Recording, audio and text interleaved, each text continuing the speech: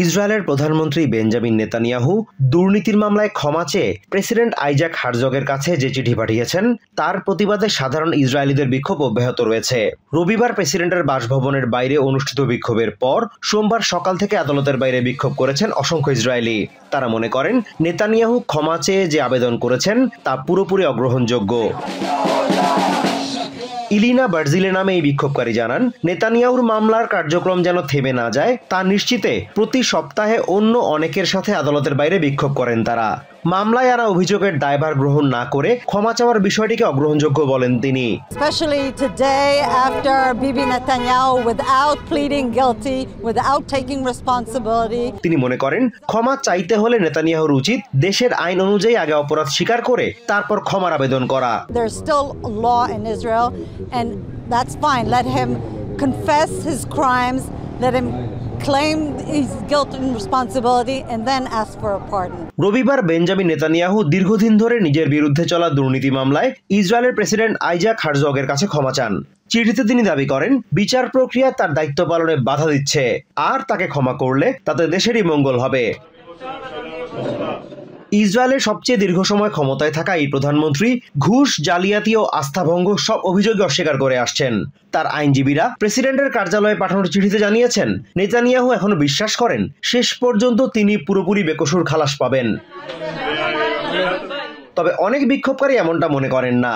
তেল আভিভের বাসিন্দা পলা কিউস বলছেন নেতানিয়াহু অপরাধী এবং অপরাধীদের মুক্তি নেই, তাকে আইন অনুযায়ী শাস্তি পেতে হবে। There's no such thing as being exonerated from files from being a criminal, and he is a criminal and he should be standing on trial just like every other citizen in Israel. President Trump নেতানিয়াহুকে ক্ষমা করে দেওয়ার যে অনুরোধ president হারজগকে করেছেন সেটিরও সমালোচনা করেন এই বিক্ষোভকারী। তিনি বলেন প্রেসিডেন্ট ট্রাম্প ইসরায়েলি নন, তাই তার কথা আমলে নেওয়ার কিছু নেই। নেতানিয়াহুর বিরুদ্ধে মামলা হয়েছে এবং আদালতে নিজেকে নির্দোষ প্রমাণ করেই তাকে মুক্তি পেতে হবে বলে মনে করেন তিনি। We know that Trump is asked to exonerate him, but Trump is not an Israeli. We have a legal system, and according to our legal system, there is no such thing as requesting to cancel your files in the courts without first of all being accused. ইসরায়েলে সাধারণত বিচার শেষে দণ্ড ঘোষণার পরই ক্ষমার আবেদন করা যায়। তবে নেতানিয়াহুর আইনজীবীরা যুক্তি দিচ্ছেন জাতীয় স্বার্থে রাজনৈতিক বিভাজন কমাতে এবং ঐক্য জোরদার করতে প্রেসিডেন্ট চাইলে আগেভাগেই এই বিষয়ে হস্তক্ষেপ করতে পারেন। ইতিহাসের সবচেয়ে বড় প্রাকৃতিক দুর্যোগের মুখোমুখি শ্রীলঙ্কা। ঘূর্ণিঝড় দিতওয়ার আঘাতে দেশটিতে মৃতের সংখ্যা 350 ছাড়িয়েছে। পুরো দেশ জুড়ে চলছে উদ্ধার অভিযান। ঘূর্ণিঝড় দিতওয়ার প্রভাবে বন্যা ও ভূমিধসের কবলে পড়েছে দেশটির পাহাড়ি অঞ্চল সহ সমতলের শহর, গ্রাম এবং প্রায় পুরো দেশ।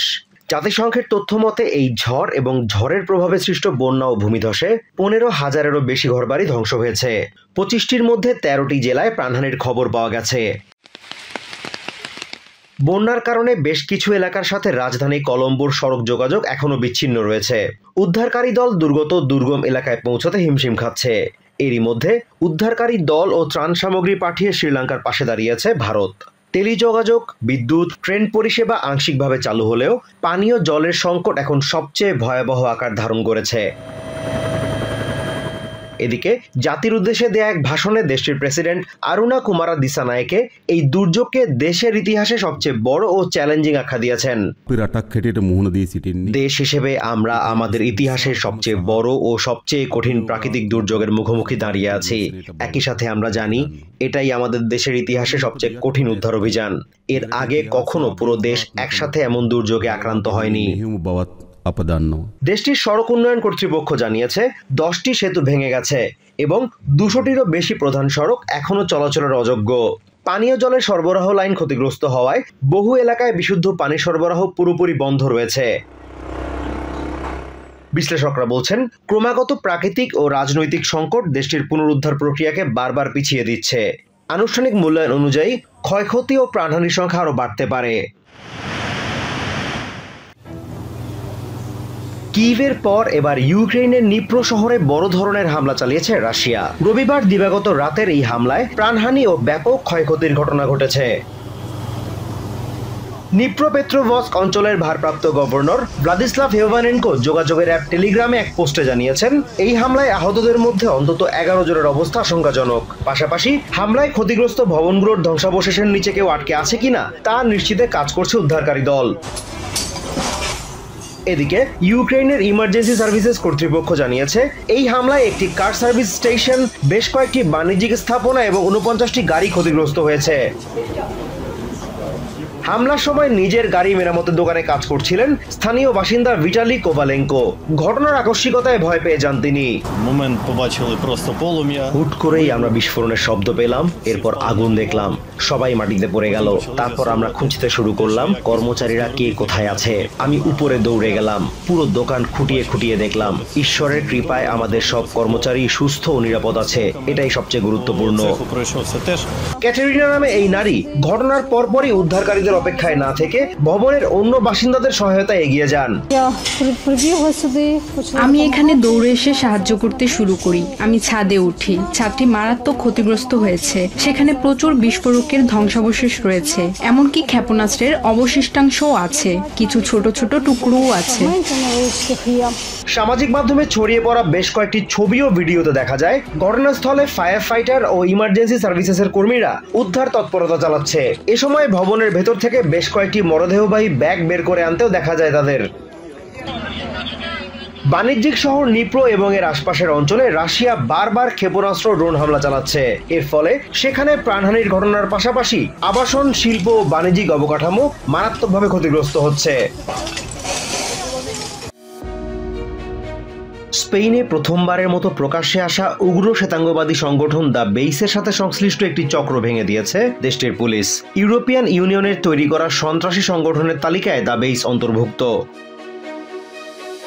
স্পেনের পূর্বাঞ্চলের কাস্তেওন প্রদেশে অভিযান চালিয়ে দ্য বেইসের সাথে সংশ্লিষ্ট চক্রের 3 জনকে গ্রেপ্তার করা হয়েছে। এদের মধ্যে চক্রের নেতা সন্দেহে একজনকে রিমান্ডে নেওয়া হয়েছে। অভিযানে 2টি আগ্নেয়াস্ত্র, প্রশিক্ষণে ব্যবহৃত 7টি অস্ত্র, গোলাবারুদ, 20টি ছুরি ও অন্যান্য সরঞ্জামের পাশাপাশি 90 নাৎসিবাদের প্রচারপত্র জব্দ করেছে পুলিশ।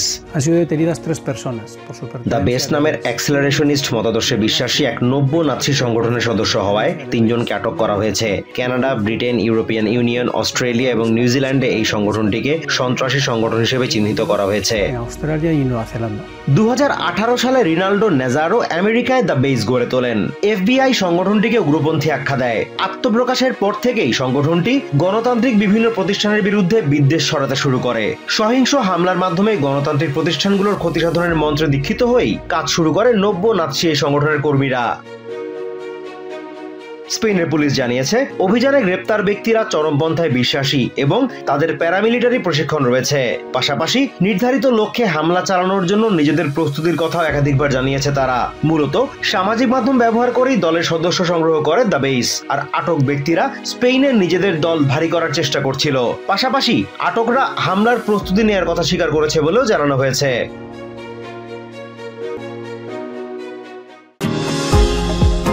নিউ ইয়র্ক থেকে সম্প্রচারিত TVN 24 টেলিভিশন বিশ্বজুড়ে বাঙালির কণ্ঠস্বর।